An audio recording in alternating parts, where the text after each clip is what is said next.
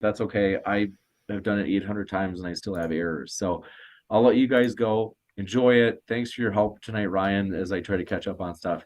And let me know, shoot me an email if you guys need anything after. And I hope it's a blast. Yeah, thanks. All right. Well, thanks, James. Keep it real, homies. All right. See ya. All right. I'm just going to arrange our windows here so you guys are all in the right place. And you guys are good with the format of the debate for your 10-minute openings and all that? Yep. Awesome. Awesome. All right, cool. All right, I guess I'll start up the stream then, and we'll get this going. Now, I have to make sure that our mics aren't coming through OBS, so, because that would be a real shame. There we go. All right, I'm going to start the stream, and then, I don't know, I guess we hang out for a couple while people filter in. Okay. Yeah. All right, I'm going to pop this up. That sounded dirty.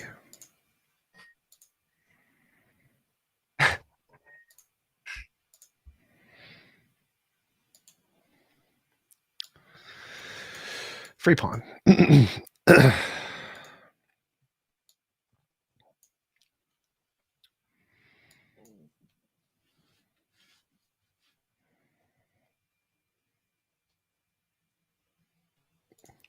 You're muted. I know. I hope so.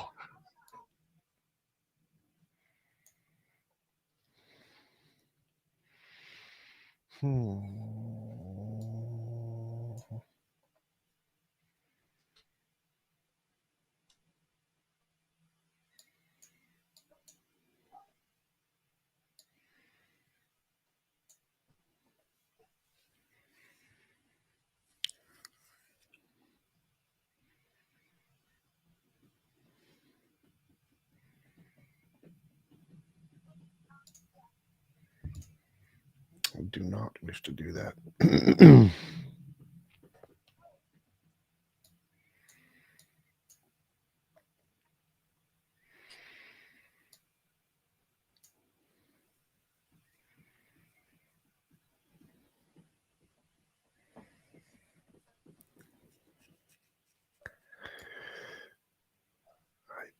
I can do that. I can do that.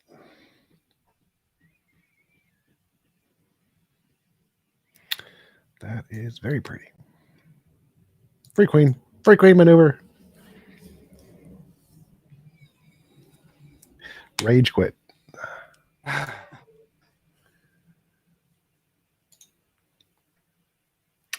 Hello, people in my chat. All right, let's go. I must see my hair. My hair is important.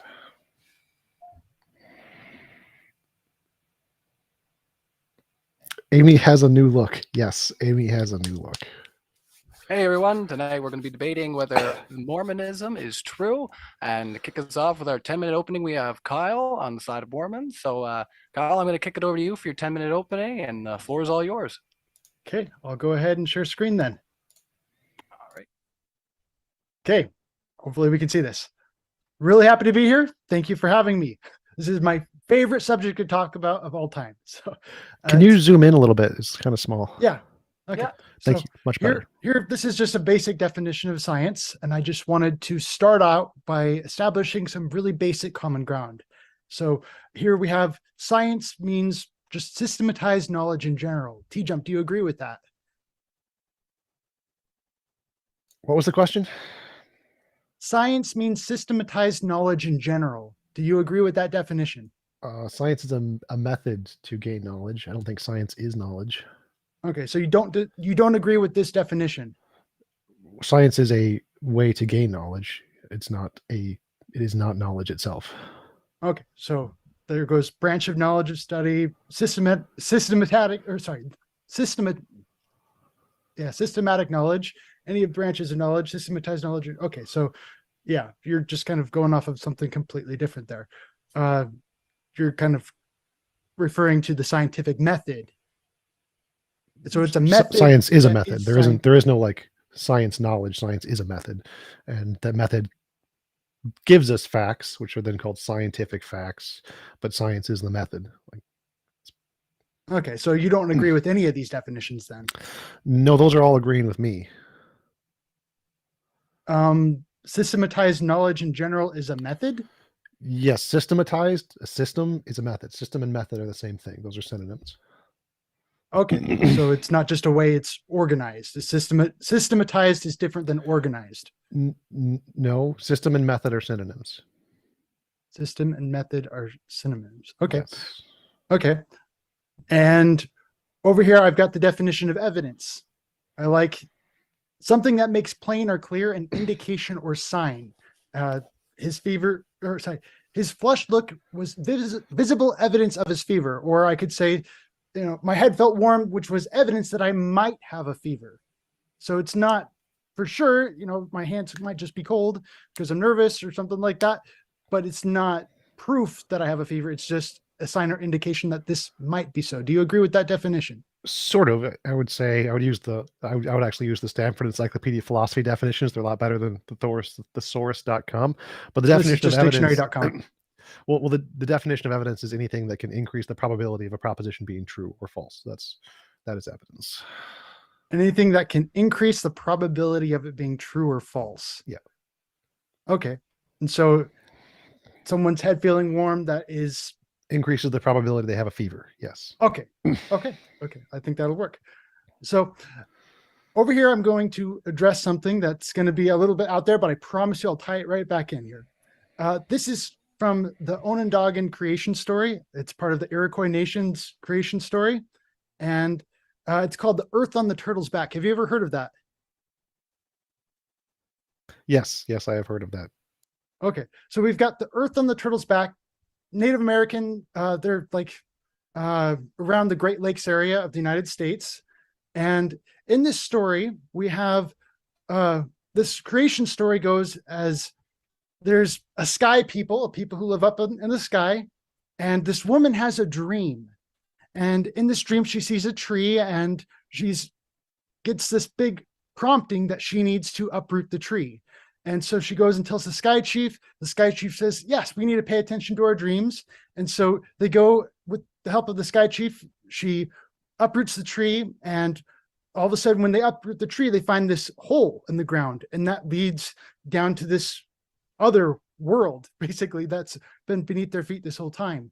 And as she's looking into the hole, she falls down to this hole. And then the animals come up to rescue her. So all these swans come up to rescue her and protecting her as she's falling. And then there's a turtle there and a bunch of animals. Oh, we got to go rescue her. And so there's a muskrat that dives way down deep to pick up some earth. And he goes and puts that earth on the back of this turtle. And so, okay, that's interesting. But there's multiple versions of this story. We have this one where the woman has this dream that's saying that's what she needs to do. But there's another version that comes from a different textbook. And this textbook, the woman was more of a troublemaker and they kind of villainize her. She's trying to go find some different food to eat. And so it wasn't really it wasn't really a neutral happening for this fall to happen. But as we look at like the main idea here is that there are variations in the same story. They're both two stories that come from the same tribe, but they're slightly different. However, as we really kind of dive into it and take a look at the finer details, we see a lot of similarities between this and just the book of Genesis chapter 1, which is I'm sure you're familiar with the Genesis creation story and how things are made. But in there's a woman who interacts with, I guess this is Genesis chapter 3 that I'm kind of diving into now, but there's a woman who interacts with the tree, and then there's the fall of mankind. And, but there's a slight variation in here because over here with Earth on the Turtle's Back, there's the animals that are there to kind of protect and watch over the the people, but it's reversed in the book of Genesis, where man has dominion over all the animals, but over here with the Onondaga story, it's completely reversed. It's, oh no, the animals are here and they have dominion over man. Man wouldn't be here without the animals. And it's kind of a really kind of cool influx there. I think it's the right word. Just kind of, you can see the mirror image almost, but with just some slight variations. And that's kind of how a lot of religions go.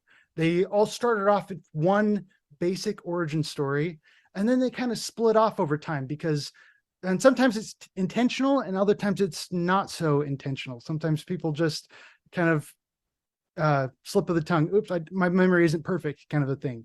And then there's other instances. Oh, well, I don't really like the idea of man having dominion over all the animals. I think animals end up helping, and so they feel more inclined to have more respect for the animals, and so they kind of reverse it in that way. So I don't want to spend too much time on that, but that's really some strong evidence here that the two stories were from the same origin, and then they just kind of splintered off over time when we kind of see the common features. Now, this next one I'm going to show you, this is from a codex, and this is an Aztec human sacrifice ritual. I hope you can see that big enough. So here we have the priest, and he's ripping the heart out of his sacrifice. And as you look at that, okay, they've taken the blood of this human sacrifice and they've marked the blood on the lintel piece and on the posts in the background. Blood on the lintel piece and the posts in the background. Just a codex.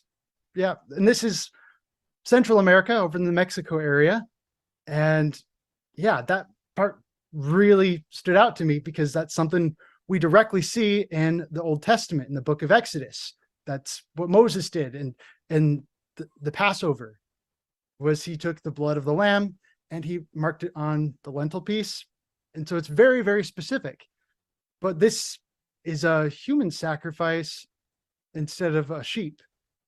But when we read the Book of Mormon, there comes a time where they say, where Jesus comes to the Americas and says, I will no longer accept the offering of blood. I don't want any more animal sacrifices. That's to be done away. And so in the Book of Mormon, we find that it says right here, and ye shall offer up unto me no more the shedding of blood. Yea, your sacrifices and your burnt offerings shall be done away, for I will accept none of your sacrifices and your burnt offerings. And ye shall offer for me a sacrifice unto me of a broken heart and a contrite spirit. And whoso cometh unto me with a broken heart and a contrite spirit, him will I baptize with fire and with the Holy Ghost. And so here today, we understand this to be a very spiritual, broken heart, being very humble, having a lot of humility. However, right here, we've got a big sacrifice, but they're taking it very literally. So it's kind of one of those slight variations. And I was like, wow. So when I look at that, I see some really strong evidence that there were Israelite people in the Americas at one time way back in history. And so that's right here in the Book of Mormon. So there's further evidence when we look at the ancient pyramids. We see a lot of pyramids all throughout the Americas, and we even see mummies. Where did they get this? How are they getting all this Egyptian knowledge? Kind of where all of these similarities. We get this preponderance of evidence. And right there in the very beginning of the Book of Mormon, it says, I make a record in the language of my father, which consists of the learning of the Jews and the language of the Egyptians. So we've got direct Egyptian influence right there in Nephi chapter 1. And we also have Hebrew influence. right there in the Book of Mormon. So this is kind of furthering that pile of evidence. Could I have a time check? Yeah, we're actually just a little over 10 minutes right now. I know Oh, we had I'm sorry. we had a little open discussion at the beginning, so that's fine. So if we want to do if we want to go stop screen sharing for now, and we're gonna Yeah. go head over to TJump there and let him have his 10 minutes there of rebuttal. But just want to let you know, everybody, I am your host tonight. My name's Ryan. Glad you're all here for my debut. This is the first time I'm doing this. Just want to do some housekeeping here. So I want to let you know that Modern Day Debate is a neutral debate platform hosting debates on science, religion, and politics. We hope you feel welcome, no matter what walk of life you're from. Don't forget to hit the subscribe button. We have many more debates coming up. We do have a Q&A at the end of the show where you can ask questions to our guests here, but just be sure that you're attacking the argument, not the person. With that, I'm going to kick it over to TJump, and 10 minutes for your opening statement. Floor is all yours. Sure. So there are a number of contradictions, tons of factual errors, historical errors, literary errors, lots of errors in the Book of Mormon. It's essentially been disproven resoundingly in the history. So elephants in Ether 9:19. Elephants did not exist in America at the time of Ether. It didn't happen. Horses didn't exist in that area at the time period. They were in Canada and some other areas. Steel, there was no steel at that time period. Steel wasn't invented until later. Silk came to pass in the 8 later, not there. Wheat and barley, wrong time period. Sheep didn't exist until about later, when they were brought by the Europeans. Goats also introduced by the Europeans. Cattle and cow. There's no evidence that the Old World cattle, members of the genus Bos, inhabited the New World prior to European contact. Swine are also brought by Europeans. So there's lots and lots of errors, archaeological errors. We can also use Native American genetics to show that there's no Israeli lineage tied to them. We know where people are from because we can do DNA tests to show their lineage, and there is no Israeli DNA in Native American lineage. It would be pretty easy to prove, actually. So it's pretty obviously false. I didn't quite understand Kyle's opening. It seemed like he said they put blood on doors. This is similar to how it was done in the Old Testament. Therefore, there's a religious link. There's lots of similarities between things people do in crazy cultures. This doesn't mean that they originated from Israel. If that was the case, then the blood placed on the doors by the Japanese people would be evidence of Israelis in Japan. Clearly not the case. So obviously you can have similarities between different ideologies without them having originated in the same thing, as long as they originate in the human mind. There's lots of similarities in religions, they come from a sky daddy of some kind. That's not because they all originate in the same religion. That's because humans like to make up sky daddies. It's something that's very intuitionally convenient for us. So that's about all I got. Mormonism is false. Oh, by the way, I started a church, atheist church, the Church of the Best Possible Worlds. Please check out my GoFundMe on my Twitter. Go for it. It'll end there. All right, excellent. So we can kick it over to open discussion here, or we can do a rebuttal period. It's up to you. If you had more screen sharing you wanted to do, Kyle, if you weren't done your presentation, that's fine as well. It's at your discretion if you guys would like to jump into an open discussion, or if you would like to have some more focus time to present your argument there. I think I'm good. I'll let you know if something pops up that really needs screen. I think I got the bulk of my points done. That needed visuals anyway. All right. Excellent. Then, so what we could do then is we can kick it into open conversation. Yeah, open conversation. Sorry. Thanks, TJump. All right. So, I'll let you guys have it. Thanks. All right. You said the Japanese put blood on their doors? I've never heard of this before. There's actually dozens of cultures that put blood on their doors. It's actually really common. It's not rare. Many cultures that do that. Yes. I have to look into it. I've never heard of this Japanese culture. Was it specifically on the doorposts and Yes. lintel piece? Okay. Well, we do both. believe that the ancient Israelites were scattered and they weren't just here in the Americas, Jesus said, other sheep I have which are not of this fold, them also I must bring, and there shall be one voice and one shepherd. And so we really believe they were scattered throughout the world. And that's why we see a lot of the same kind of architecture throughout the world. And so I don't know if you've ever compared Angkor Wat out in Indonesia and compared that with Chichen Itza and some of the other like Mexican pyramids. There's humongous similarities between the two. And so it really kind of shows to me that the ancients were far more advanced and civilized than a lot of the people in the world today really think they were back then.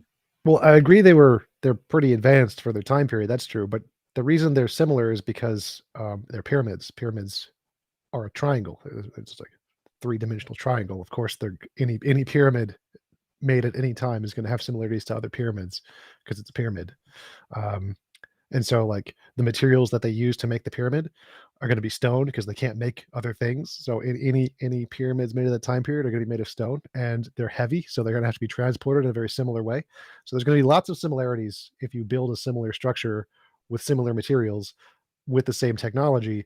Yeah, there's going to be tons of similarities. It's not because they knew each other or had a connection. It's because they were building the same shape with the same tools and the same materials. And so they're pretty relatively intelligent humans. And so they're probably going to use the most efficient way to do that by moving them in a way that they can capably do and not be dumb about it, which was the same in both cultures. Because there's no the fact that these were built in the same way isn't evidence that they had some kind of connection socially. No. Well, that's art history for you. This kind of recognizing iconography, really strong iconography, and kind of watching it, one nation influence another nation. And so one thing that we are able to really recognize here in the Americas is we just look at the White House and it's got the big, huge dome on the top. And that was one thing I specifically learned in my art history class, is learning about just that iconography and tying it all the way back to the Pantheon in Rome, and about how one started here and then kind of progressed over time. Right, because it's literally based on that. But people built domes in different cultures, and they weren't all based on some super dome in the past. They just came up with domes on their own. You're thinking people were building domes before looking at the Pantheon?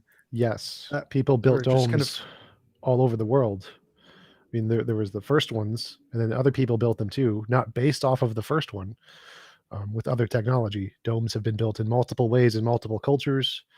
They started like underground domes by building the framework and then covering it with mud prior to the Pantheon. The Romans built the first free hanging dome, which was pretty impressive for the time period, but domes have been built way before that. Igloos had been built as domes way before that.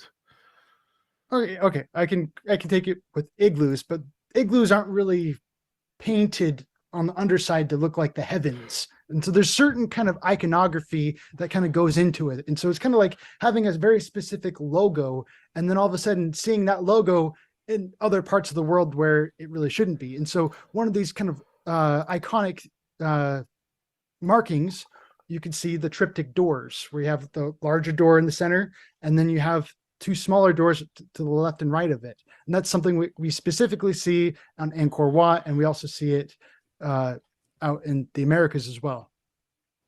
It's because it's really convenient to have exits on either side of the entrance. That's why those doors are there. This is not some kind of cultural zeitgeist that people are like, hey, we need a big door in the middle and two doors on the side because religion.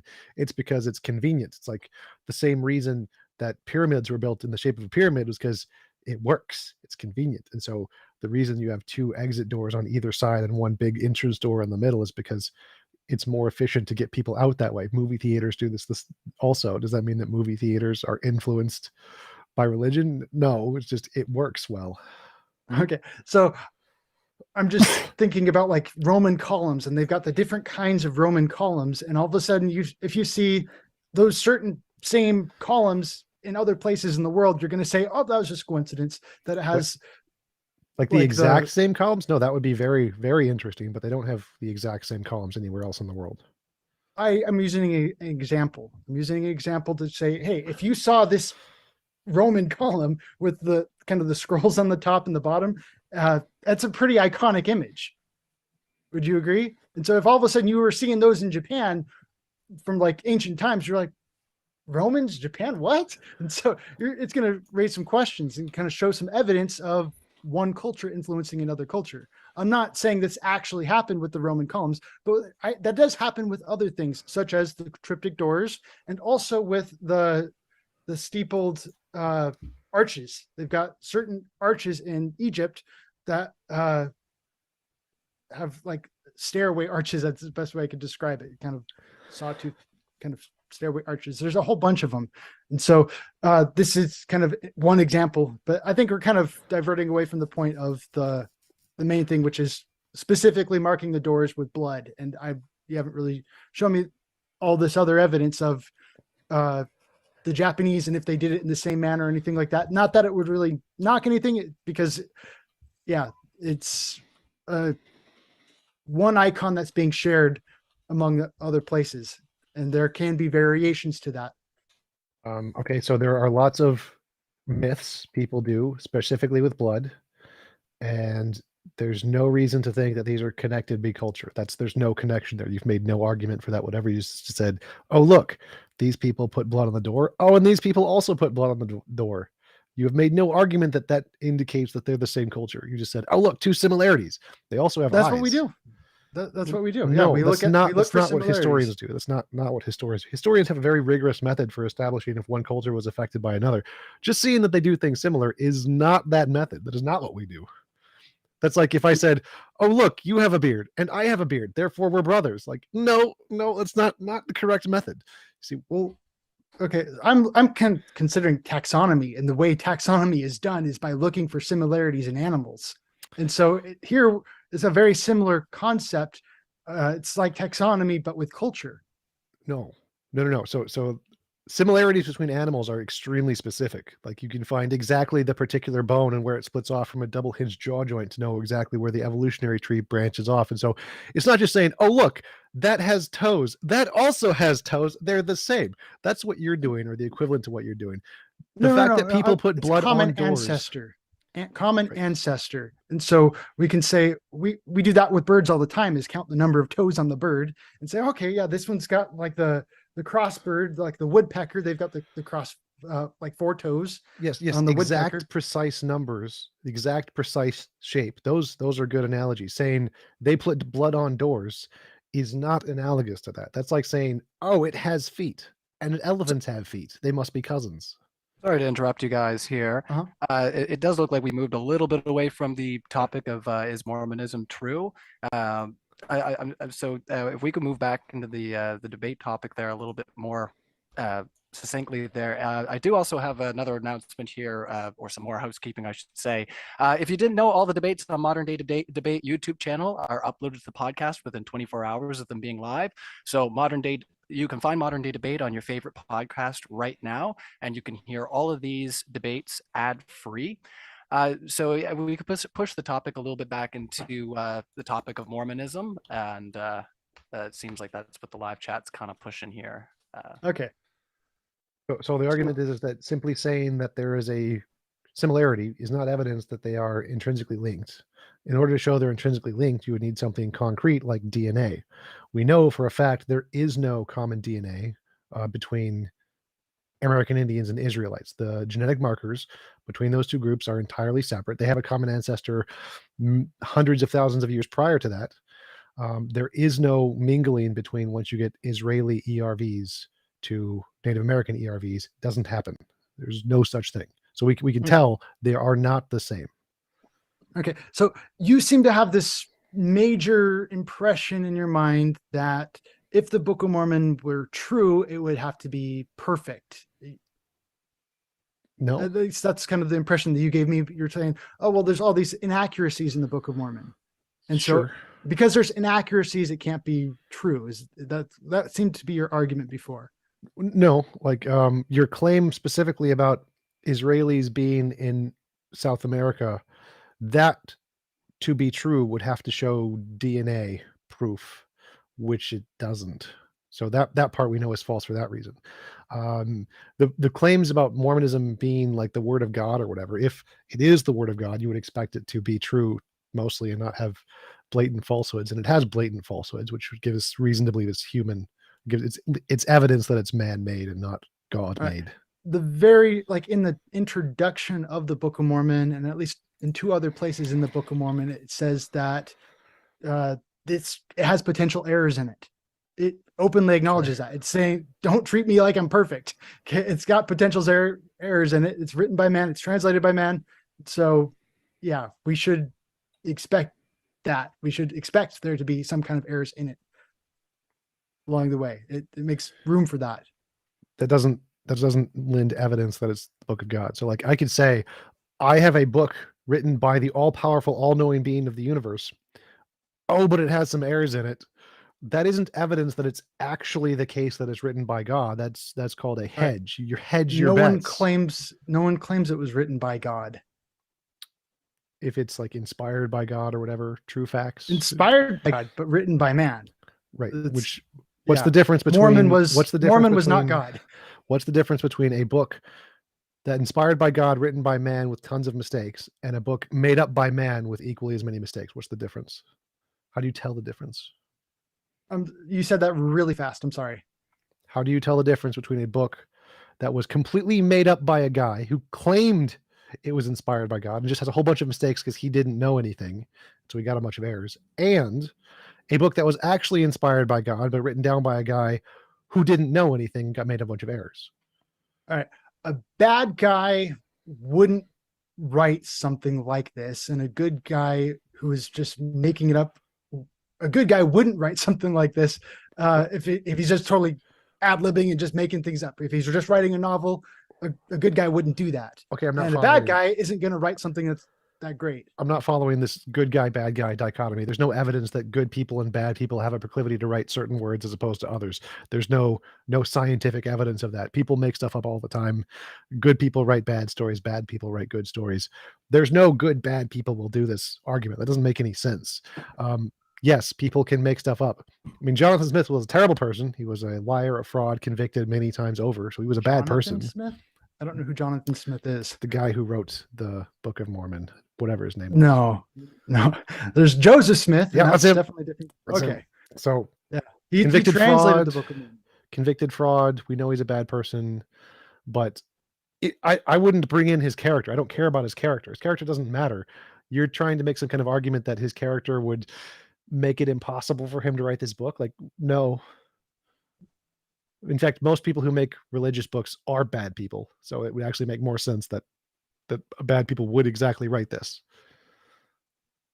Okay. Well, yeah. So the whole thing here is it's not written as a perfect book. And so you were talking before, what's the difference between someone just making it up, not being inspired by God, and someone who is writing it being inspired by God? That was your question, right? How do you tell the difference? Like, what is the evidential difference between the two? Well, there's the Book of Mormon promise, which is what really makes it stand out. And that is God testifies on his own behalf. He's able to speak for himself. We believe in a living God, not just a dead God. We believe God still speaks today. And so when I have an experience with God and I write that down in my own imperfect language, that's just as valid as the Book of Mormon is, for me anyway. Okay, but the question is how do you tell the difference between it being made up and it being true? So people can have delusions and they write down those delusions, which are not true. And then people supposedly have a vision of God and write down those delusions, and those are supposedly true. How do you tell the difference between the true visions and the delusions? Well, we study it out for ourselves. It's kind of a huge part of it. And so Alma talks about treating the word like a seed that we plant in the ground and grow. And so this kind of gets into this analogy of where it takes some study, it takes some thought, it takes some investigation. Well, I'm asking specifically for your methodology. So I understand that you presumably have some methodology. So I'm asking you, how do you differentiate testimony of God versus testimony of delusions? So I'm specific question about methodology. How do you do it? All right. So the very first start is just through prayer. You can ask God if he's there, and God answers his prayers. He's willing to testify and Okay. do miracles in people's lives. And God, so that's kind of are you there? Can I get a gold brick, please? okay. So there's more to it than just that, because, and you have to understand kind of the expectations that go into it. And so, Okay, tell God me doesn't- what magical word prayer I have to say to get my answer. well, there has to be that contrite heart. Okay. You have to have that contrite heart, being willing to change, because the I'm moment totally open to change. I follow the evidence wherever it leads. Tell me what magical words I need to say for God to answer, because I've been trying for years now, or for many years, never got anything. So what is the magical word combination I need here? okay, he's the one who judges your heart, not me. And what I do is I help people build that relationship. And so one of those ways that you can really show that you are sincere and are willing to change can be through fasting. That's one great way to show, hey, I'm sincere about this. Going to church, there's certain commitments that you have to show him. Look at me, I'm being committed. And so it's kind of, I'm going back to the seed here. You don't just plant it in the ground. Okay, I'm expecting fruit now. It takes time for that tree to grow and develop and produce fruit. And once you have that fruit, wow, there it is. And that's how Yes, you know. So how do we verify the fruit is there and not a figment of your imagination? That's the question. Well, like I said, it's like planting a seed. And so What is the success rate? So like, let's say we take a group of 1,000 people, we all pray, we all fast. How many of them are going to get the word from God? I don't know the answer to that, because different people have different circumstances. Is it more or less than the amount of random chance? That's what I'm interested in. I think that's kind of amount of random chance. Yeah. So like just a placebo, placebo double-blind trials where we give half people a placebo, it does nothing, and half the people a drug. If the drug has the exact same positive effect as the placebo, the drug does nothing. So you have a control group, which is random chance. How many will see visions of God via random chance? And then you have some methodology, and that methodology has to increase the number of people who hear from God. Otherwise, it's no different from random chance, in which case it does nothing. so you're talking about like a specific study, get a whole bunch of people in a room. Any method. So any methodology that you propose that can get us in communion with God, if it works at the exact same rate as random chance, that means it doesn't work. It does nothing. So you need to give me a method that I can do that'll have a higher rate than random chance to get into communion with God. And we got plenty of atheists here willing to try it. Willing to get in there and do that. So like I said, there's kind of that level of commitment, and you could do that. I don't know any kind of statistics for you on the matter. I can just kind of point to my ancestors and the miracles that they've seen in their lives, and I can read from you from their journals if you wanted me to. And they've seen some really amazing things that happen. Again, my question is addressing all of those. It's how do you tell the difference between that really happening and being a delusion? That's the method I need before we can go through, is this testimony reliable? We need to know, how do you tell the difference between imagination and reality? My method is novel testable predictions. Works extremely well. It's what science uses. It's the only reliable way that we have that can differentiate imagination from reality. If you can make a prediction about the future that we don't know anything about yet and get it right consistently, that is phenomenal evidence. Simply saying you have personal testimony does not do that, because everyone does. Everyone claims to have personal testimony. Every religion, every delusion, every ghost story claims to have personal experience. That is a terrible source of evidence. This is why we don't use it in the court of law. We don't use it in history. We don't use it in science. Okay. And so this is kind of going down to your whole definition of proof, which you don't really believe in, because we could be a brain in a vat. And if we are all brains in a vat, then everything we see is a delusion. I didn't say anything about proof. I said evidence. Evidence, anything that increases the probability of a proposition being true. So I don't need proof. I need evidence. Okay, well, you wanted something that is, you wanted to know for certain that it's not a delusion. No, right? I want evidence. I don't need certainty. I need evidence. So evidence that something is not a delusion is novel testable predictions. It's not proof, but it is evidence. Okay, so novel testable predictions. And so how would you go about in doing that in taxonomy when it comes to classifying animals? Well, Can you evolution really does it all the time. Like evolution has no problem doing this. They say we predict that we're going to find, if evolution is true, we predict we'll find a fossil that is a halfway between a lizard and a fish, and we'll find it exactly this geological timescale. No, nowhere before it, nowhere after it, and we'll be able to. And then they say, okay, we've never seen this before. Now we predict it's going to be here. Then we go look, we go dig, and we think, hey, we found it. So that's a novel testable prediction, which was confirmed for Tiktaalik, one of hundreds of thousands that have been done in taxonomy related to evolution. Others would be ERVs. If you predict that two species like elephants and hippos are related, you would expect to see ERV markers that are similar in such a case that they branched off at certain points in the DNA at similar timescales. And we test the DNA, we find, oh, look, they do. That's confirmation, novel testable prediction that the two are related. Okay, so I've kind of talked about the evolution of religions over time, and that's why I shared with Earth on the Turtle's Back and the Aztec pyramids, and saying these two things evolved from one common ancestor with the ancient Hebrew religion, and that was my whole statement. And so I've got the Book of Mormon, and I've got the Bible, and I've got these other things which are kind of showing that there's some similarities, such as kind of pointing out number of toes on a bird. And so we're kind of looking here for further ancient things that would kind of connect it, as you're talking about kind of those predictions. And so Joseph Smith, to my knowledge, had no idea about these Aztec codexes.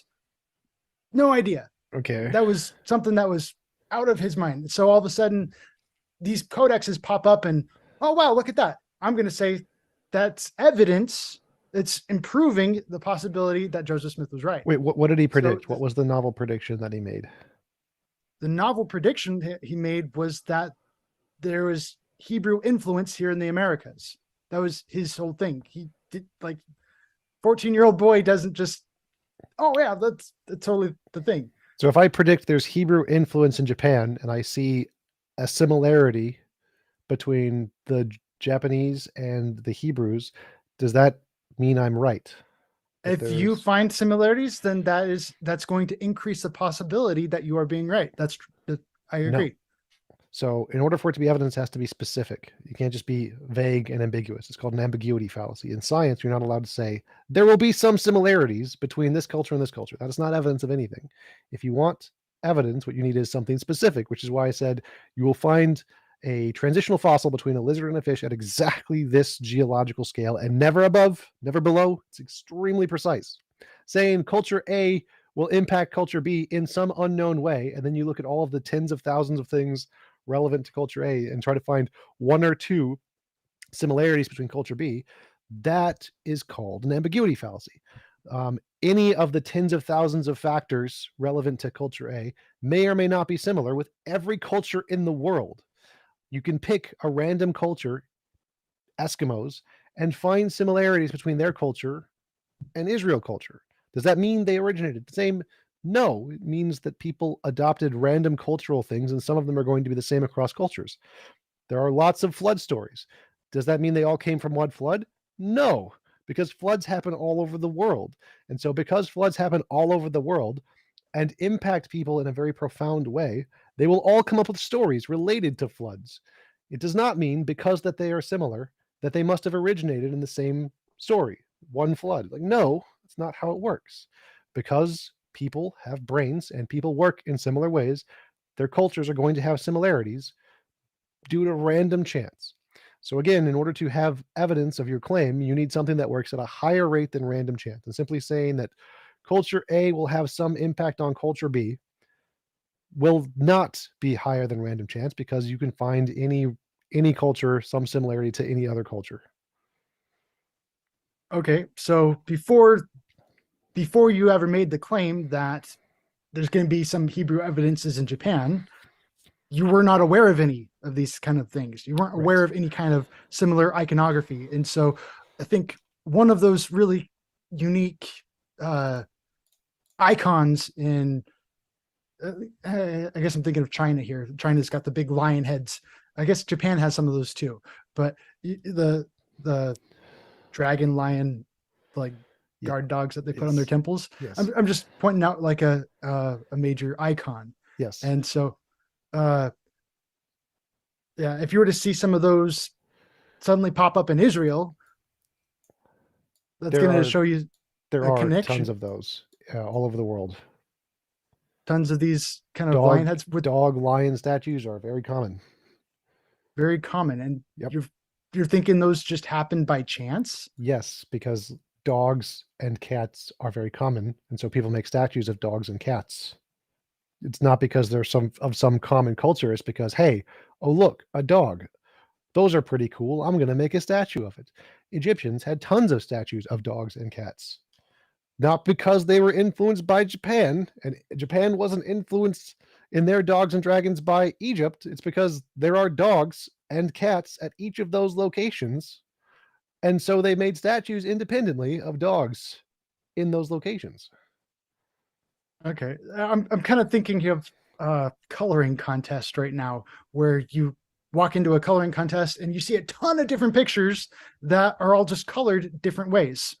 It's all the same underdrawing, the same black and white drawing that they were going from, but they're just colored different ways. And so I'm going to say, oh wow, they're all kind of based on the common underdrawing. But you're just saying, oh yeah, they're all just kind of drawing that underdrawing on their own, and they just happen to look the same. And it can be very, very specific in times. Well, no, that's the part you're missing. None of what you said is specific. Blood on doors is not specific. Blood on doors is like sculpture of a dog. They don't have the same architecture. They don't have the same historical connotations. It's not like the Japanese dogs have a very specific history to them, which are completely different from the dogs in Egypt. They both have statues of dogs because dogs are really common, but they aren't the exact same statue, which is how historians can tell that they are not in any way related to one another. People just happen to see a dog and be like, hey, that would make a cool statue. And so when you're trying to make a connection between cultures, you can't use something extremely vague like, oh, there's blood on the door, or oh, look, a statue of a dog. I You think need that's to a predict personal bias. specifically. No, this is science. The science has a method specifically to be able No, to you're determine. just saying that it's not specific, and I think it's super specific, What? especially with the whole heart thing and being a sacrifice. Yeah, human sacrifice was common, just like dogs are common. It's very specific, a sacrifice of the heart, just like the Book of Mormon describes. Sacrificing the heart was extremely common all over the world. All over the world. Yes. Yeah, I'm not familiar with. You're just saying all over the world doesn't quite substantiate your claim. Google heart sacrifices. That they Human mark the blood sacrifice. on doors. Yes, Google blood on doors. Like, this is cultural things humans do all the time. Like, I don't understand the problem here. Yes, people will kill people and then they'll put their blood on doors or pillars to scare away other people and to be intimidating. It was very common. Romans did it. Blood on Greeks did it. doors. Spartans All I did get it. is Egypt and Passover.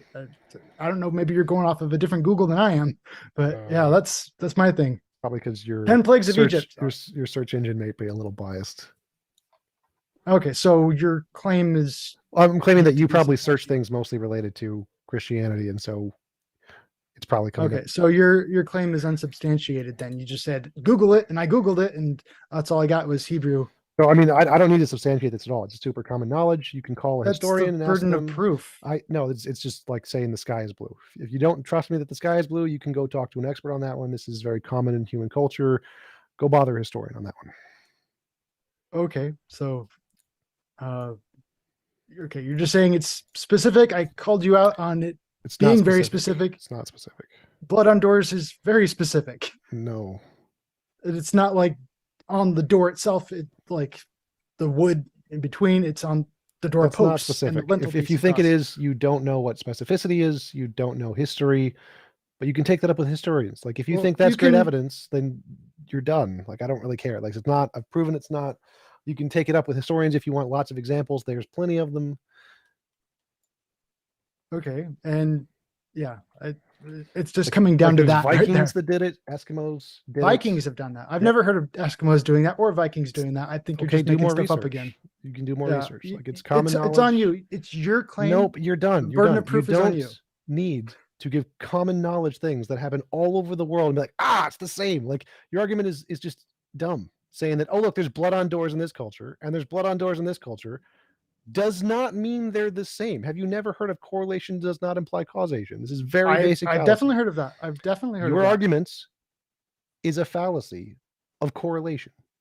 You've made no evidential argument to support that the fact that a culture has one similarity implies that they originate with the same thing. I debunked this argument in its entirety when I told you that every culture throughout humanity is going to have some arbitrary similarities to other cultures. You would need to show that the number of similarities between whatever the Aztecs and the Israels was higher than the rate of chance. Until you can demonstrate that, pointing out, cherry picking a few particular things which might be similar is not evidence they are the same. Furthermore, I proved they are not influenced because genetically we can show they have the different ERVs. We know for a fact there was no influence between these two things. So I gave 3 points that I didn't make any argument about genetics here. No, I did not make any argument. I know you did. And so that doesn't have anything to do with my argument. I just said that they were taught by the same people. Which means the people had to be there, right? At one time, but they could have left afterwards. And so Okay. I can go and teach someone down the street and they can remember the things that I taught them, and then I can leave and I don't have to be there anymore.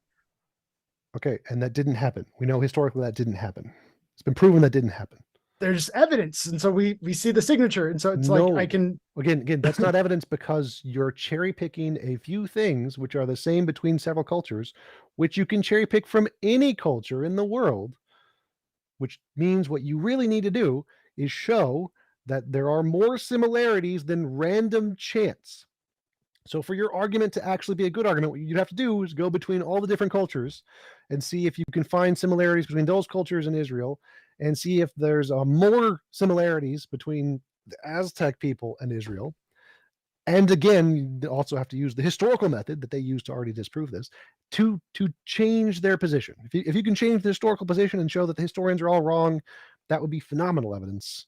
You're not going to be able to do that, but that would be the first step in trying to make your argument make sense.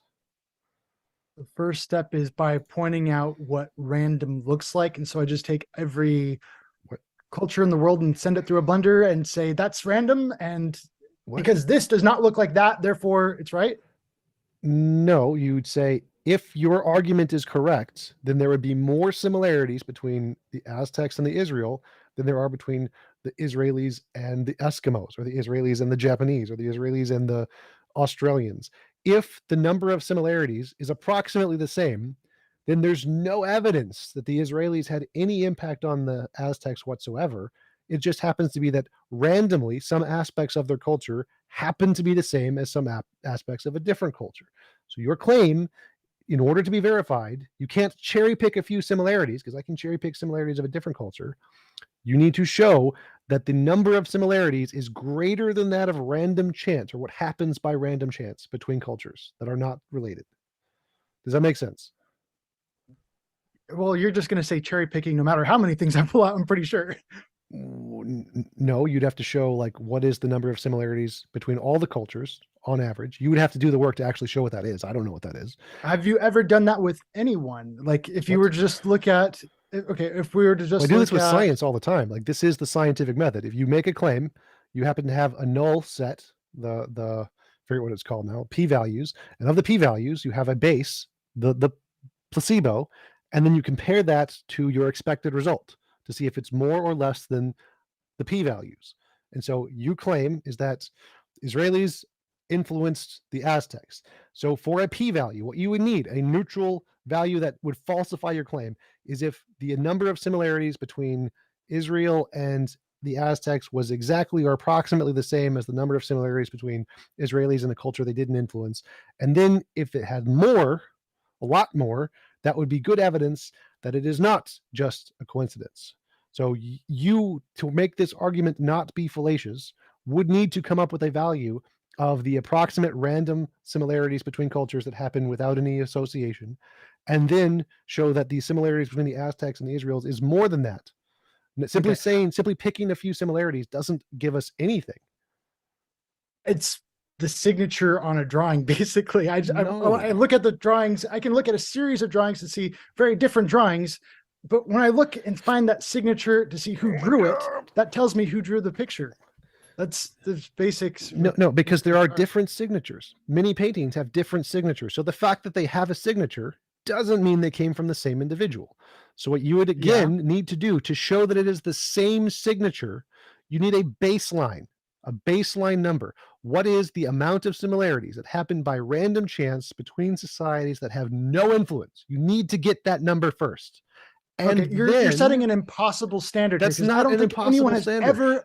no one has ever gone and listed and numbered every attribute of an entire society before. You don't need to people list done that with the every United attribute. States? That's not. That's you're talking I'm about literally numbers. I'm literally telling you basic historical method of how to associate different cultures. This is literally By what historians numbering- do. You're, Yes, you're- they you're take put- you're the putting it into a aspects math of the equation. culture. They take the aspects of the culture and compare it to a different culture and see if it's just happens to be the same that's randomly happens between societies, or if there is an overrepresented proclivity of similarities between the culture, and you can tell which cultures influence other cultures. I'm literally just telling you the basic science of how history works here.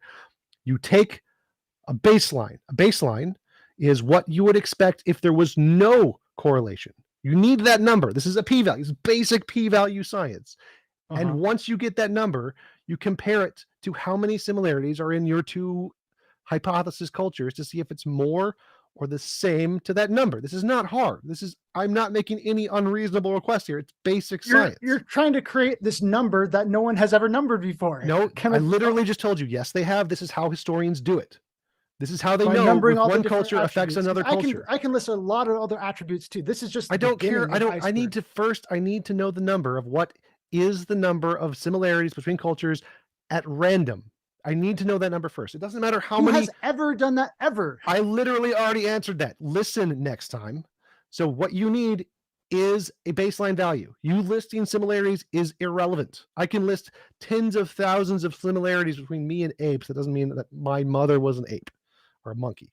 The fact that you can list a bunch of similarities tells us nothing unless we can contrast it to the number you would expect to happen by random chance. Until you can say that, you have nothing. You have zero. All right. You're the one who believes in the whole evolution thing and commonalities indicate a common ancestor. That's your whole thing. I was literally saying I have 98% of my DNA and chimps are the same, so I can list literally hundreds of thousands of genetic similarities between me and an ape. Does that mean that my ape was literally, or my mom was literally a chimpanzee? No. You don't claim that. You're kind of strawmanning yourself there. Oh my God. So the argument here is that the number of things you can list, does that tell me whether one was influenced by the other? So I can list tens of thousands of similarities between me and a chimpanzee. Does that prove my mom was a chimpanzee? You're strawmanning yourself. No. Oh my God. I don't even know how to. So what you need in order to prove a claim is to say, what is the amount we would expect by random chance? What is the amount of similarities we would expect by random chance between me and an ape? Well, because we come from a common ancestor, there's going to be about 98% of the genome that's going to be the same. So that doesn't actually tell me whether or not an ape was, or a chimpanzee was my mom, because it's what we expect. If it's not my mom, it's what we expect. So in order to know if a chimpanzee was my mom, you would expect it to be higher than that number. You expect it to be like 99.9999999% of DNA would be the same. Then you could conclude, yes, my mother was a chimpanzee. But so the point here is I can list 98% of similarities, but that does not show a chimpanzee as my mother, because it is the equivalent of what we'd expect if it was not my mother. So the point is that you need a baseline number first, and then show your similarities go above that baseline, not just list a bunch of similarities. That's irrelevant. It's gibberish, not science, not evidence. Okay.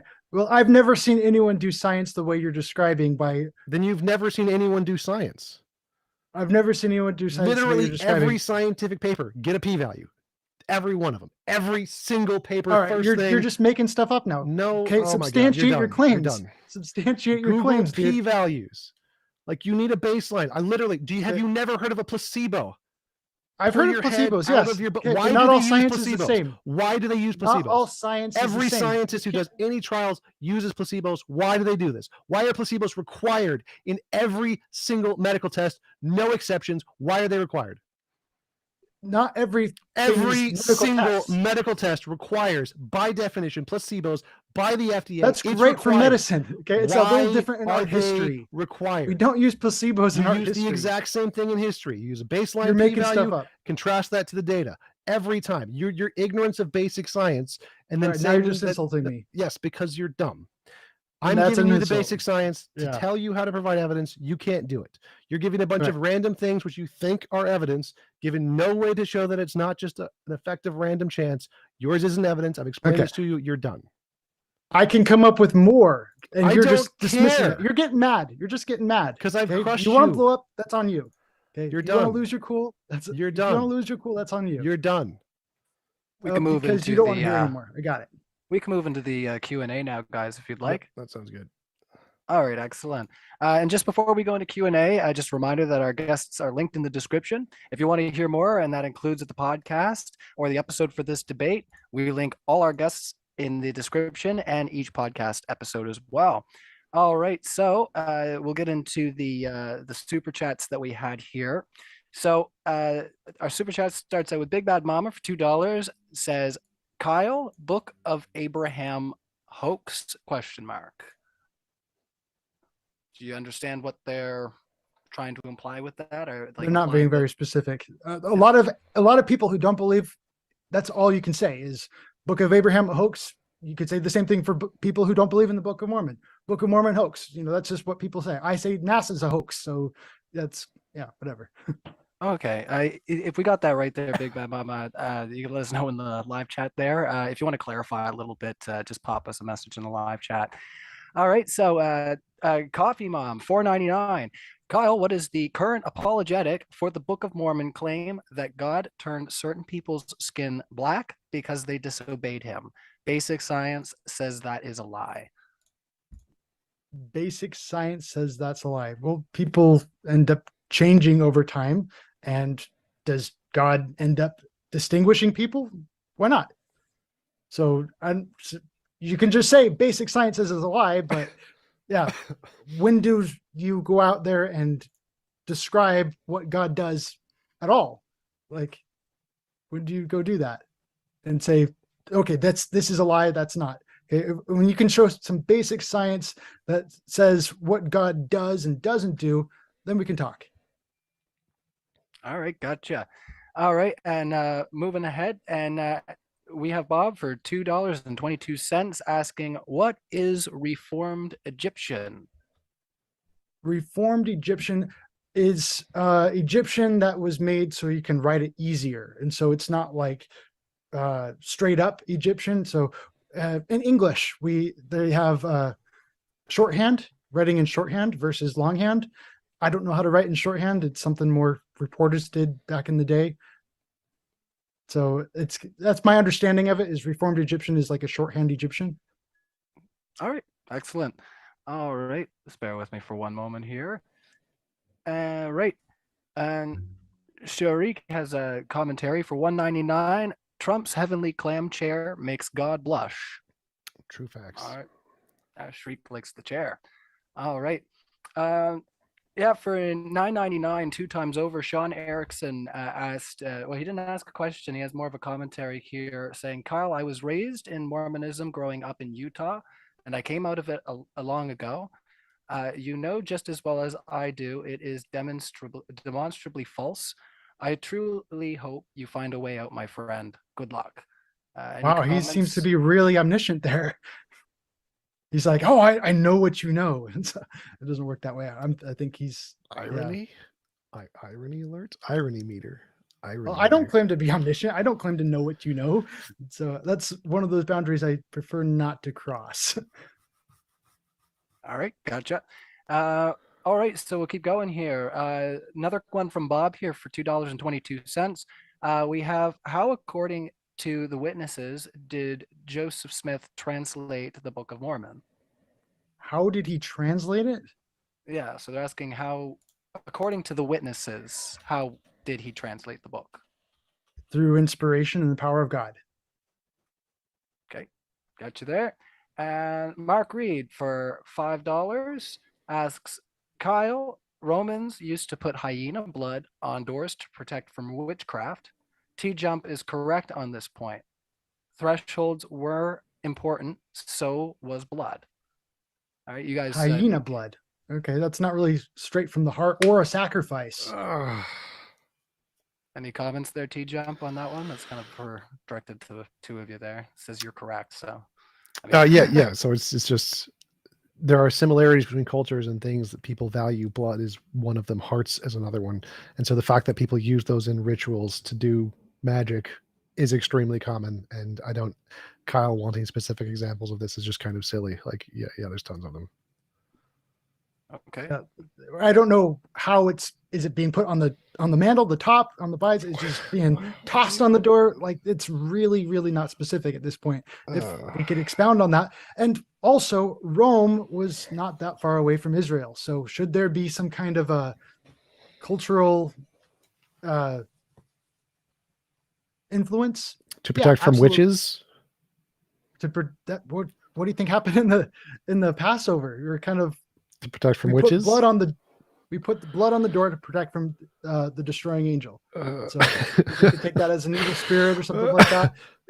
The Israelites, they did this and that protected them, so we're going to adopt that. And that's kind of the way cultures are influenced by each other. And so we just look at the Greeks and the Romans and about how they very similar Correlation is not very causation. Similarities religions. are common. You need a base value of how many similarities happen by random chance before you can You think don't that believe the Romans believed in the same kind of gods as the Greeks. They just changed the names to a lot of them and what altered a few of the stories. those are different gods than the Hebrews. Oh, yeah, I agree. But this is kind of about The question is, one culture can influencing people- another. Can people do things that are similar by random chance? Does that happen?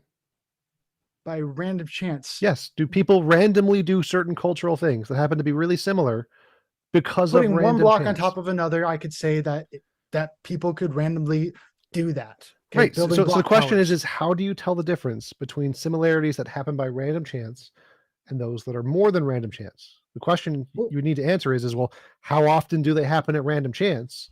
And how often would be more than random chance, right? So we can look at the Greeks and the Romans, right? You're the one talking about this big p value with the Greeks and the Romans. What? Where do you see that p value anywhere? Or is it just say, oh, yeah, we see similarities? I'm going to call you out on this one, saying that you're just, We know specifically that exact- the Roman gods are translated to the Greek gods, and they have different names for the same thing. We know those are culturally translated from one to another because of the amount of similarities is higher than that of the rate of chance.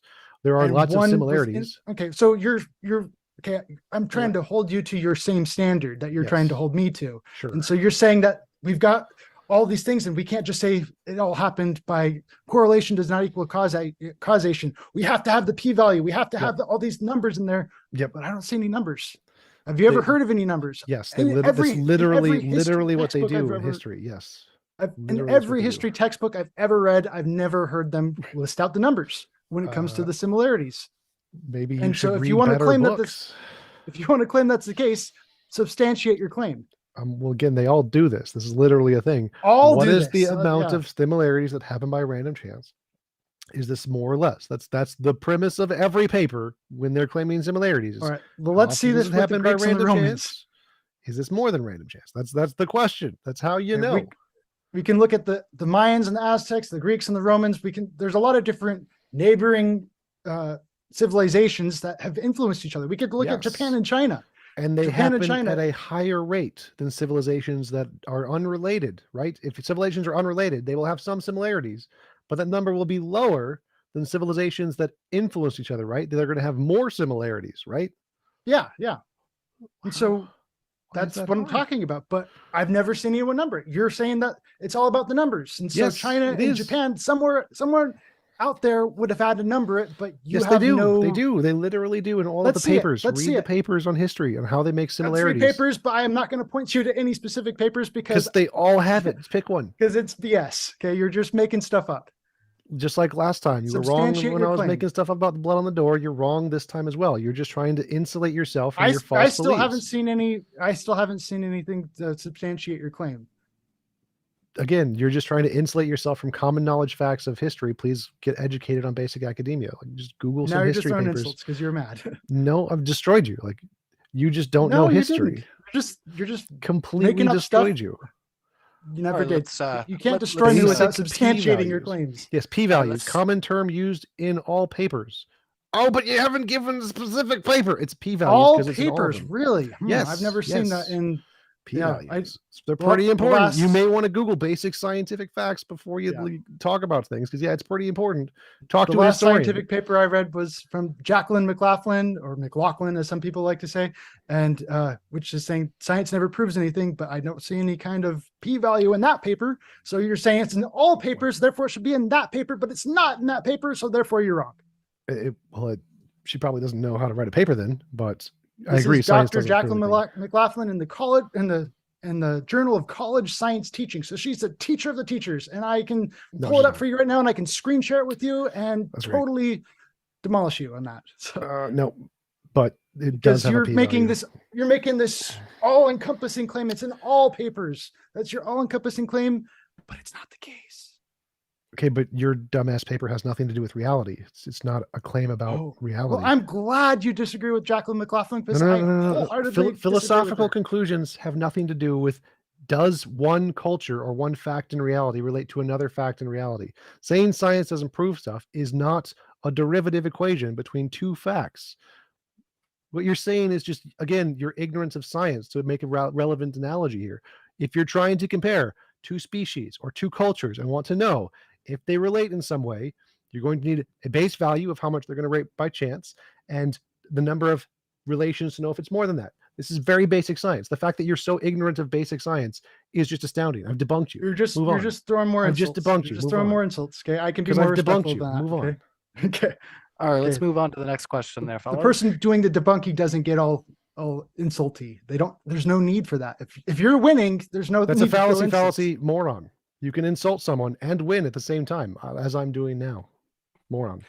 Yeah, All right, there's let's no need move for on that. to our Kyle, next question. Super there, chat from fellas. Turing Test 2. Kyle has inoculated himself against education. Agreed. All right, so for 222, Bob has sent in another question here. The question is, why was Joe Smith in jail before his assassination? I think that's for you there as well, Kyle. Why was he in fraud? jail? Because of for his assassination? Well, people didn't like him, and so he got thrown in jail multiple times throughout his life. And so, yeah, people would accuse him of different things all throughout his life. And yeah, the question is, yeah, if he was there, like, why did they give him a gun? That was like a big thing. There's a lot of things that kind of went into there. He was there peacefully. He was there peacefully. He was being held there against his will. If he wanted to go out and fight the jailman, he could have done so, but he didn't. All right, got you there. All right, so Elusive Viper sends in $10 and says, how does Kyle address the idea that social traditions can arise from biological evolutionary means? Blood is objectively important for life. It's not impressive for multiple societies to value it. So just to clarify at the start of that question, how does Kyle address the idea that social traditions can arise from biological evolutionary means? Well, social, like language itself, if we get into etymology, a lot of these languages kind of come from very common things. They all kind of come from root cultures. I hope we can agree on at least on that part. And so it happens the same way with language. Language itself kind of shows common ancestors of man. And that's basic etymology. And so it goes farther than just language. It also comes out in cultures. And so a lot of people view blood as life because they come from the same kind of cultural background or originating in the same places their languages came from.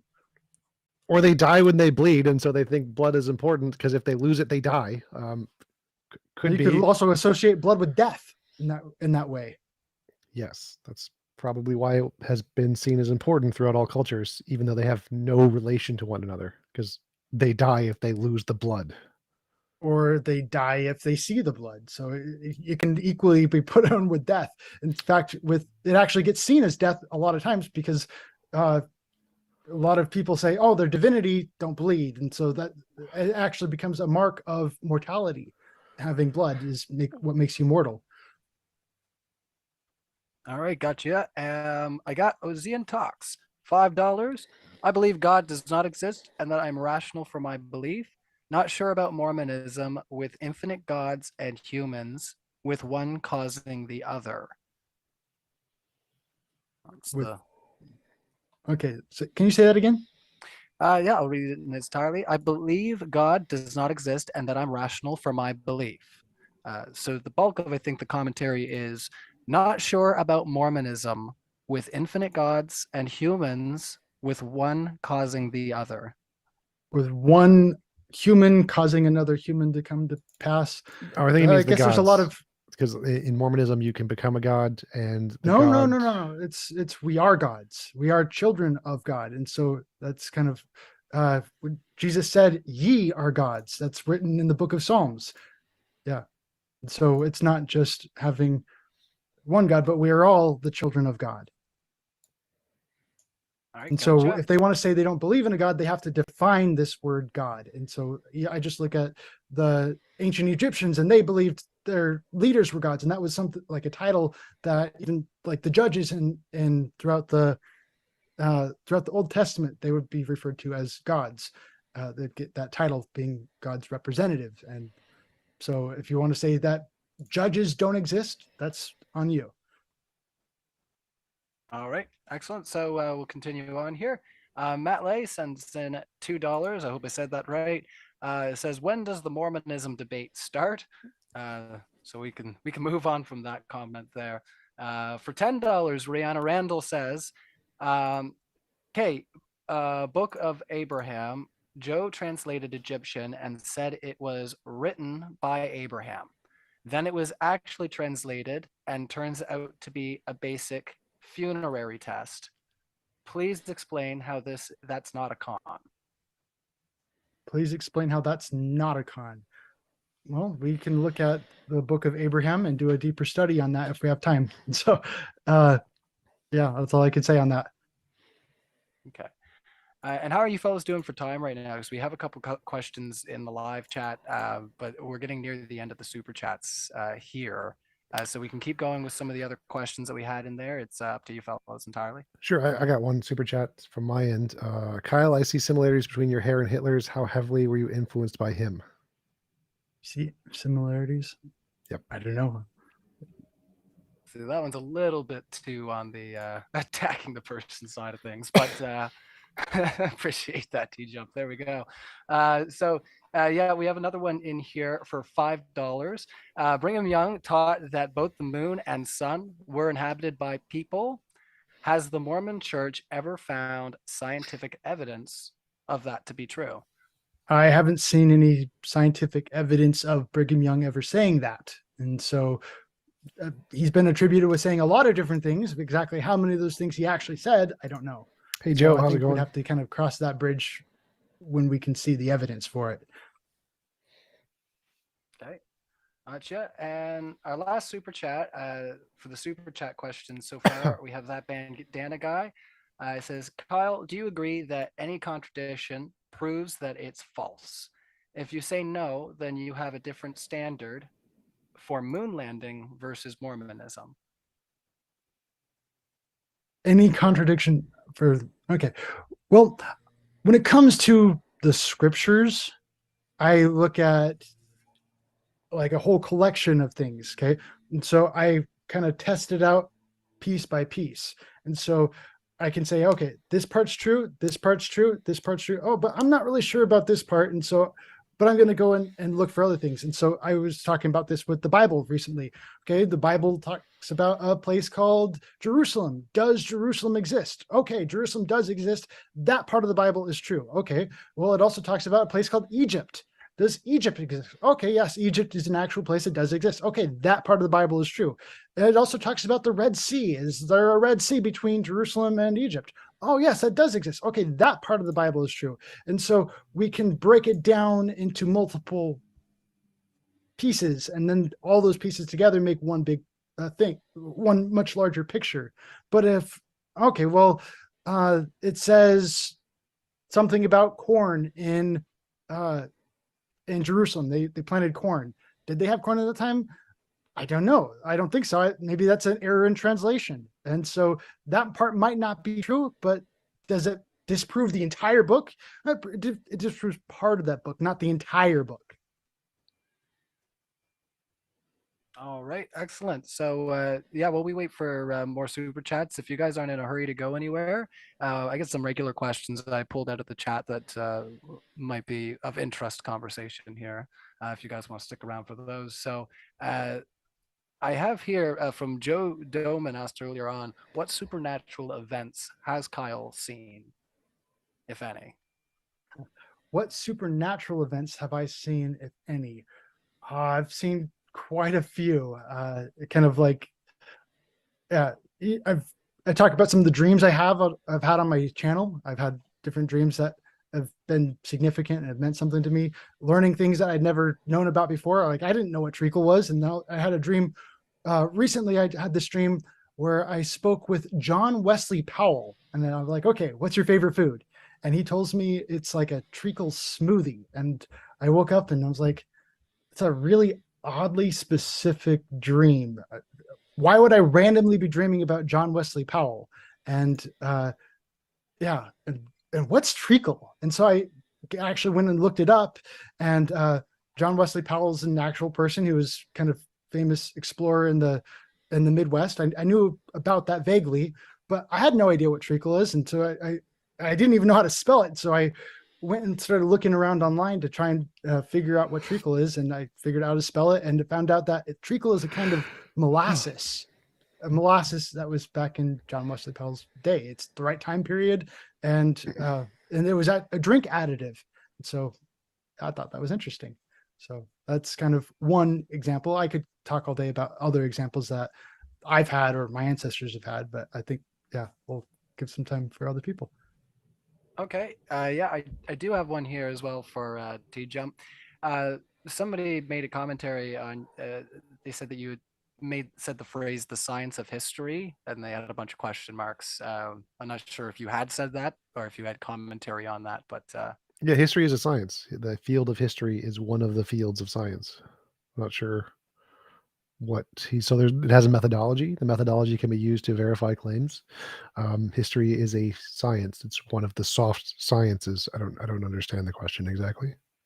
I think he's looking for the methodology of history and how you use specifically like the scientific method in history.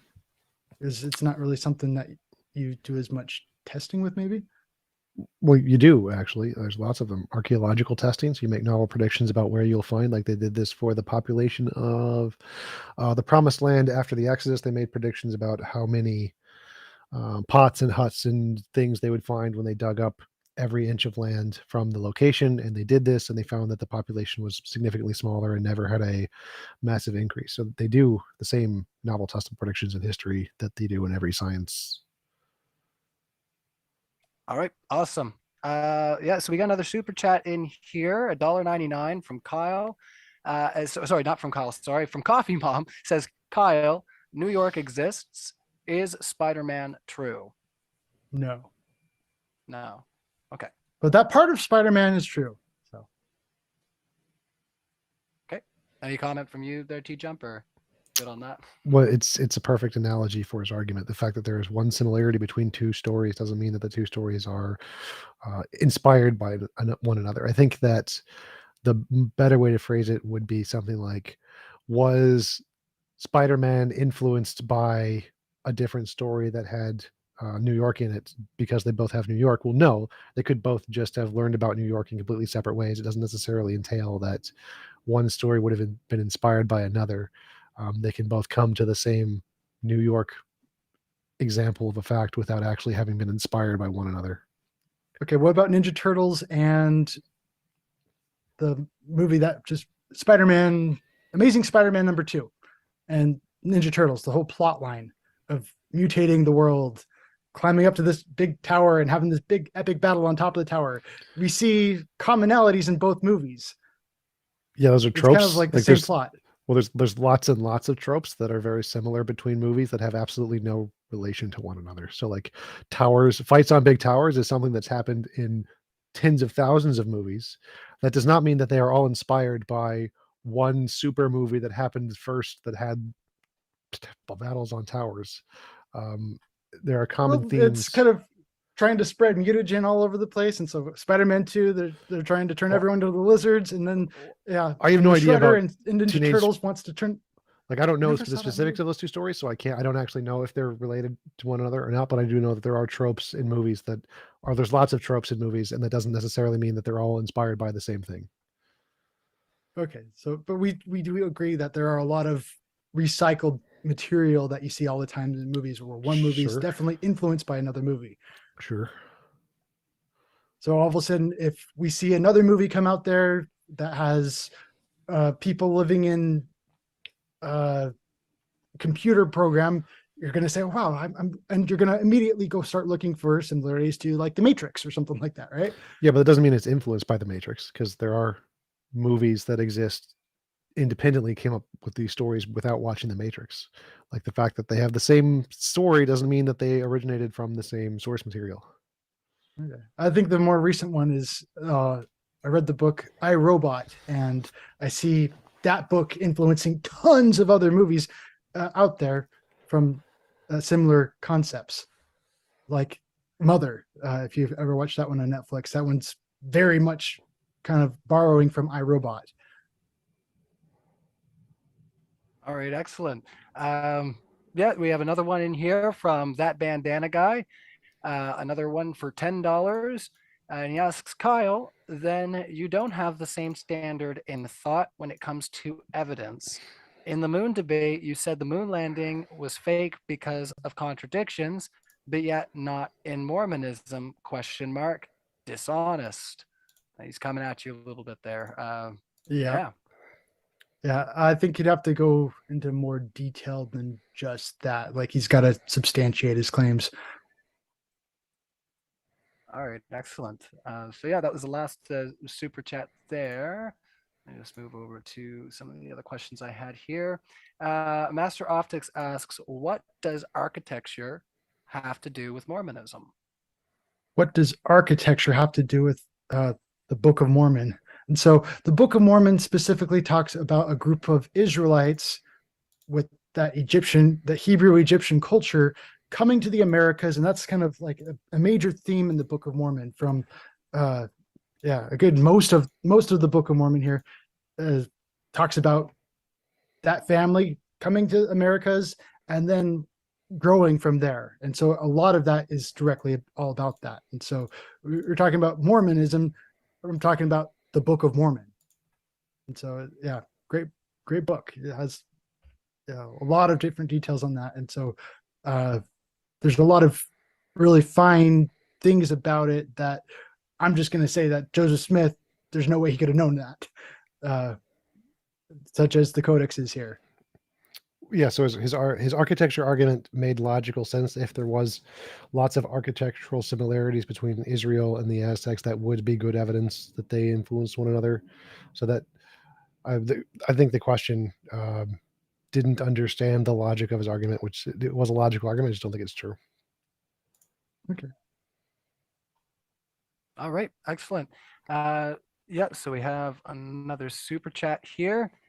Let me just look this, just give me a second. So from Montiero, $2 says, why did Joe copy Freemason rituals into his temple?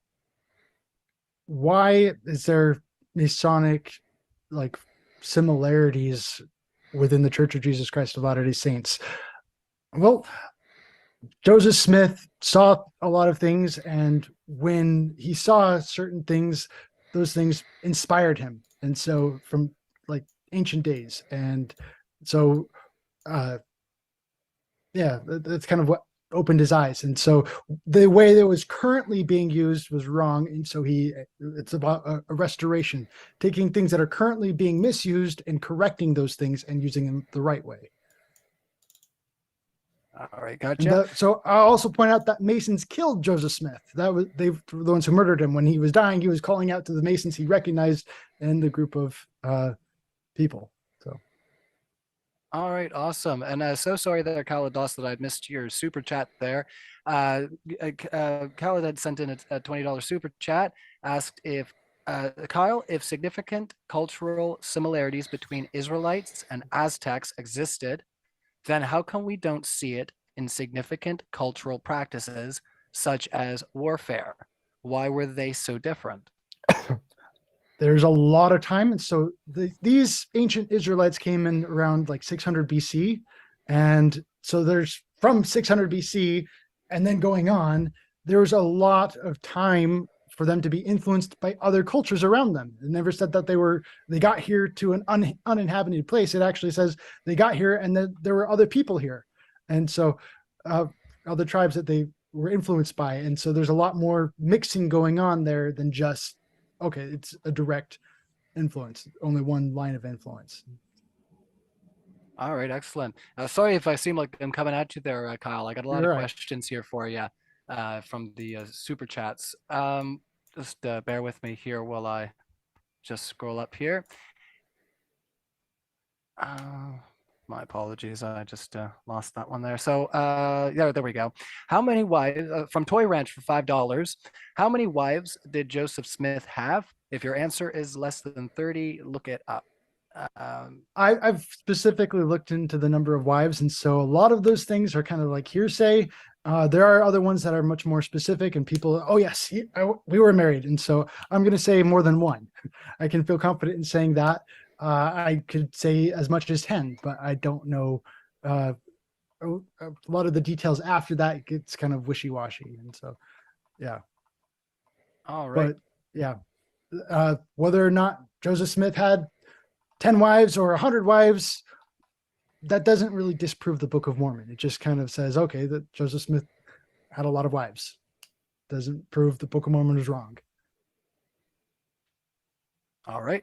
Excellent. And that bandana guy struck again for $5. Says, Kyle, in the Book of Mormon, people getting baptized in Jesus' name before Jesus was born, just to name one of my many contradictions. So I think he's saying, yeah, that people were getting baptized according to the Book of Mormon before Jesus was born. They Kyle? seem to think that baptism was a new thing in the New Testament, that that John the Baptist suddenly started baptizing people. I don't think that's the case, and I don't know what's giving him that indication that baptism was a new thing in the New Testament, not an old thing that kind of went before Jesus was born. Well, to our super chatters credit here, they said that specifically that they were being baptized in the name of Jesus. I think that's kind of the specific thing that he was honing in on there. In the name of Jesus. And so the Book of Mormon was translated into English. And so I understand that Jesus' name was actually Joshua and the Hebrew, kind of Yeshua. But it was kind of the Aramaic was closer to Jesus or something like that. And so we ended up kind of going with it that way. So there's different pronunciations, but it was translated into a language that we can understand and kind of, yeah. Yeah, Cal's right. Excellent. Baptism predated Christianity. It was Thank done you. in Judaism prior to Christianity. All Also, right, there's several other religious sects that did it outside of Judaism. That's really interesting. Kind of looking into that. That's kind of one of those markers for me, kind of one influencing another. If you're finding baptisms in other locations just randomly, that'd be very peculiar. All right, excellent. So I'm sorry if I mispronounced your name. I got $5 from Heinrich van Nieuwenhausen. Sorry about that. His question is, Kyle, you are putting too much emphasis on your intuition. Do you do anything to counter your biases? How would someone else independently verify these commonalities without your intuition? Uh, without my intuition. So when I'm thinking of intuition, I'm just thinking about my brain and my ability to think for myself. And so they're trying to ask me, what's a way I can think about this without thinking about it? The question is you think there's a connection between these two things based on your intuition. How do you show there's actually a connection between these two things and it's not random chance? That's the question. So you're trying to just eliminate bias here, not just thinking about taking my brain out of it. Yeah, so it's like he's saying that you have an intuition, that is your bias. He's saying, how do you show this is actually a connection and not just a figment of your bias? Well, this is kind of where I started out by talking about the word evidence. And so my head is warm, okay, and it feels warm. That's evidence that I might have a fever? Is it proof that I have a fever? No, because my hand might just be cold. And so that's all I did was present this as evidence. If you want proof, it comes down to building that relationship with God for yourself, getting answers to your prayers, witnessing the miracles for yourself. And that's what ultimately puts it down for in the end for proof that you don't believe in. So I understand you don't believe in proof. That's why I didn't go straight for the proof. I wanted to kind of build on common ground. Awesome. All right. And we have good question here. Making a declaration for $5. They say the Book of Mormon is false because there were no horses in America until the Spaniards. All right. Well, TJump started off by disagreeing that there were different parts of America that had horses and other parts that didn't. So I'll take that common ground for what it is. Okay. All right. Awesome. Rihanna Randall, $5. The first edition of the Book of Mormon was written in the Trinitarian view. Only later did Joe split the Father, Son, Holy Ghost. Why do you think that is? I think that there's room for additional revelations that kind of came into play down the road. And so I think he was learning about things as time went on.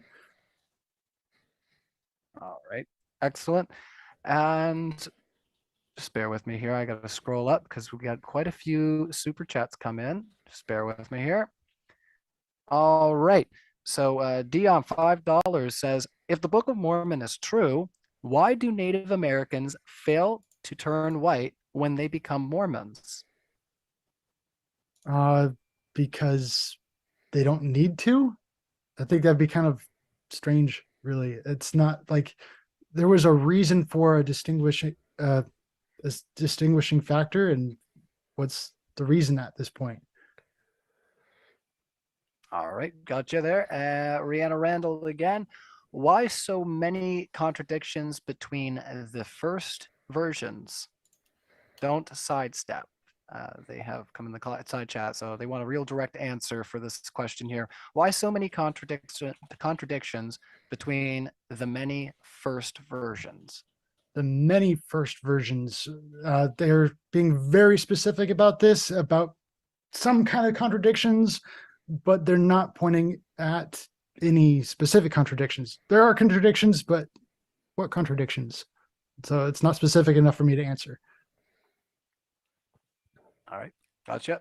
Montiero for $2 asks, why does LDS refuse to excavate the hill Camorra? Why do they refuse to excavate it? I don't know if they haven't heard of the history with it, but a lot of people have been digging up that whole hill like throughout history. Before it was bought, treasure hunters would go all over that hill trying to find additional gold. And so I don't know why they'd need to find further excavations when a lot of other people done. So I don't know. Maybe they're holding it like sacred. They do kind of treat it like a sacred ground. And so I don't know. That's the best answer I can give you. All right, excellent. Rihanna Randall again strikes for $10. The church says marriage is between one man and one woman. Not true, though, is it? Question mark. The prophet and the oaks had 2 wives and will practice polygamy, correct? The prophet and the oak.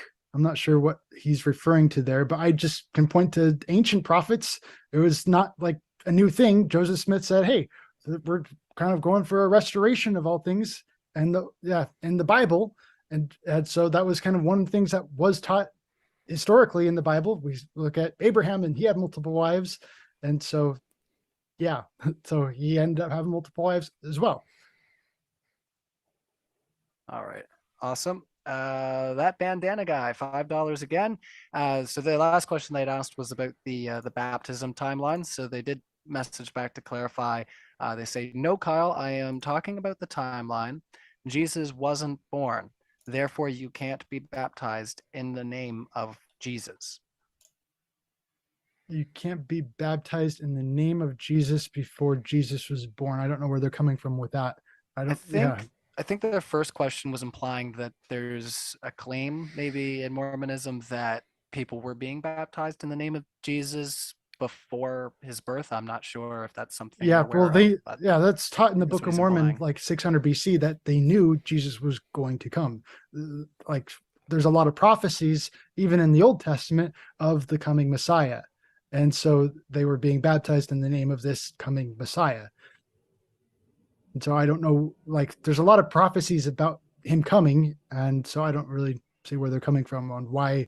Oh, how did they know? Well, a lot of people knew. We just look at like all of the parallels when it comes to Moses and Jesus. And yeah, there's a lot of parallels between that. I can look at Joseph in Egypt. Joseph in Egypt, there's a lot of parallels between him and Christ. And yeah, there's just tons and tons of them. And so like all of the scriptures point to Jesus, the way, the truth, and the life. We almost done. Yeah, I was going to say, we've only got a few more super chats here to wrap up. From Rihanna Randall, $10. Your proof is the promise and the prayer, which every other faithful theist has. How can you say they're wrong if you came to different conclusions the same way? Is faith a reliable path to truth? I'm not really aware of too many other religions out there that teach we can know through prayer. Like, yeah, I don't see the Buddhists saying, yes, you guys can pray, and then Buddha is going to answer your prayers and work all these miracles in your life. I've never heard that before. So exactly where this is coming from, I don't know. So it's enlightenment, not prayer, but yeah, they do. Okay, skeptics and scoundrels. I will let you fellas know in the live chat that we're going to wrap it up here in the next few minutes. So yeah, we'll get these questions done up here, as I think TJump's ready to call it a debate. Kyle, you claim similarities between two. Oh, sorry, I'll start from the top here. Skeptics and scoundrels, $10 says, Kyle, you claim the similarities between two cultures as evidence of a relationship. For just a moment, let's pretend you're wrong. How would you come to realize that? How would you falsify that idea? So he's asking if there's something that could falsify your claim. how could that be falsified? I don't know. It's kind of, for me, the one I've been thinking about a lot lately is just like, okay, how can you prove that the Earth is a globe at this point? And so that's just kind of the picture that I've got in my mind is, okay, well, at this point, you'd have to like crumple it, like take a pancake and crumple it into a ball, and that's how you prove a pancake is like, how do you prove that this pancake is flat and not a ball? And so yeah, it was like, I can't prove that this pancake is not a ball. It's a flat pancake. And so it's kind of the same thing with this, is I can't falsify it. It's kind of so blatantly obvious. I forgot you were a flat earther. Yes, I'm a flat earther. So All right, Brian Jenkins, $4.99. Kyle, why does Smith have extramarital affairs with dozens of women and only received his revelation of plural marriage after Emma became suspicious? again, that's a open claim. There's a lot of people who throw things at him and smear things at him, but yeah, that's got to prove that they actually happened first. All right, excellent. Well, yeah, we'll whip through these last couple chats here, and then we're gonna wrap it up here. They just keep coming in. Kyle, the issue now, I don't know who to trust, you or the other religion's weak evidence is when the conclusion can equally be substituted for the arguments. Well, I say I'm not telling you to trust me. I'm not telling you to trust the religion. I'm telling you to trust our Heavenly Father. Let him speak for himself. God speaks, not just spoke. God speaks. His works are without end, and his words never cease. That's the phrase I'm going for. Awesome. Good question. $5 for TJump. TJump, the last American horse died 10,000 years ago during the glacial age, and they were three-toed horse-like mammals. Sure, that's horses in America. Alrighty. Okay. Why couldn't Joseph Smith, Montiero for $2, why couldn't Joseph Smith re-reveal the stolen Book of Mormon pages? Why couldn't Joseph Smith re-reveal the stolen Book of Mormon pages? I don't see why he couldn't have. It just wasn't there for him. That was it. All It right. comes from, it's revelation from our Heavenly Father, and unless he gives it to him, it's not going to happen. All right. Excellent. Well, that's the end of our super chat. So I think that will conclude our discussion here for today. So I'd just like Okay. to say thanks to TJump Kyle for coming out and debating, and everybody in the live chat there giving me an easy time on my debut here doing the moderation. So thanks everybody, and we'll see you next time. All right. Okay. Thank you. Peace out. All right.